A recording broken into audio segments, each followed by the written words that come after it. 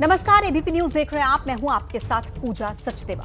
प्रयागराज महाकुंभ से आई तस्वीर में आपने साधुओं को देखा होगा, कर्तव्य दिखाते, हठयोग करते, आम श्रद्धालुओं को भी देखा और उन चेहरों को भी जो सोशल मीडिया पर वायरल हैं। उन्हीं में से 3 नाम सबसे ज्यादा चर्चा में हैं।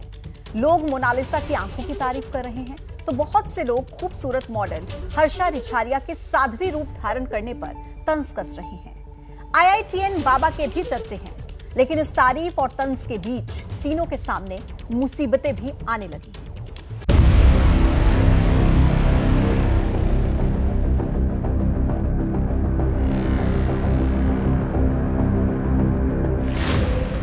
मोनालिसा कुछ पैसे कमाने कुंभ आई थी, लेकिन चर्चे उनकी खूबसूरती के होने लगे और भीड़ ने उनके लिए मुश्किलें पैदा कर दी।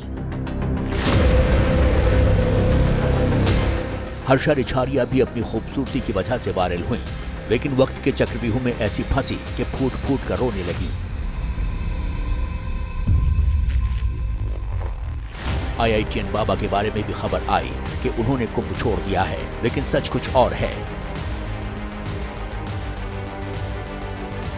3 चेहरों की 3 कहानियां हैं, लेकिन तीनों की परेशानी वायरल होने के बाद बढ़ी।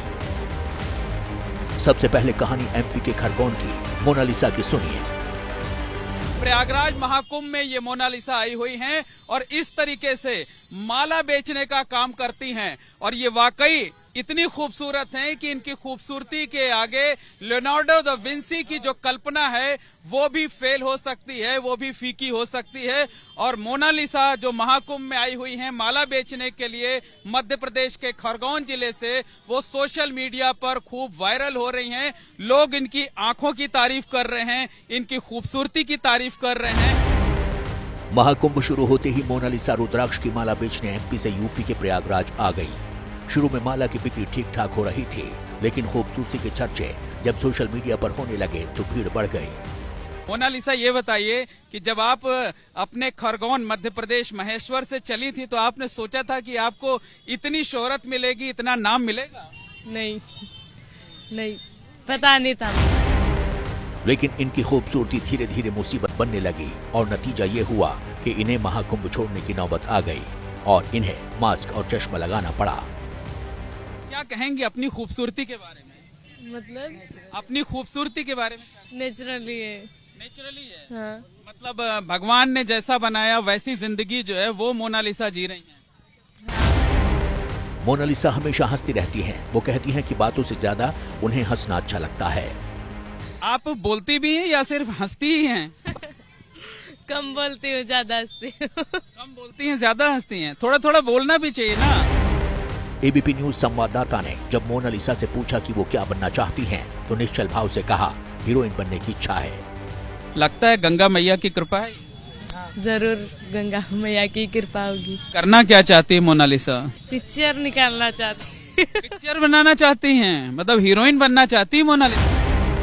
ये तो मोनालिसा का ख्वाब है, लेकिन हकीकत में अभी वो माला बेचकर कुछ पैसे कमाना चाहती हैं, लेकिन महाकुंभ में कुछ लोगों ने उसकी मुश्किलें बढ़ा दी।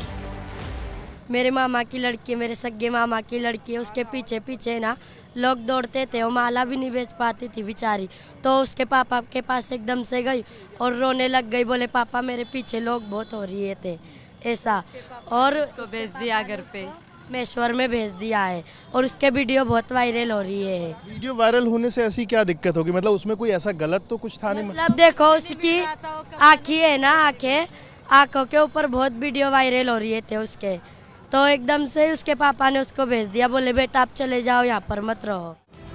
मोनालिसा भी इस बात की पुष्टि करती हैं। ये बताइए, कई बार खबर आ रही है कि आप यहाँ महाकुंभ में जो भीड़ आ रही है उसको देख करके उससे आप इतना परेशान हो गए कि अब आप वापस जाने का विचार कर। माला रुद्राक्ष में बेचने के लिए जाती हूँ, मुझे बेचने नहीं देते, इसकी वजह से मैं फोटो भी निकलवाती, लेकिन ऐसे नहीं कि फोटो 1-2 निकलवाए और चले जाए।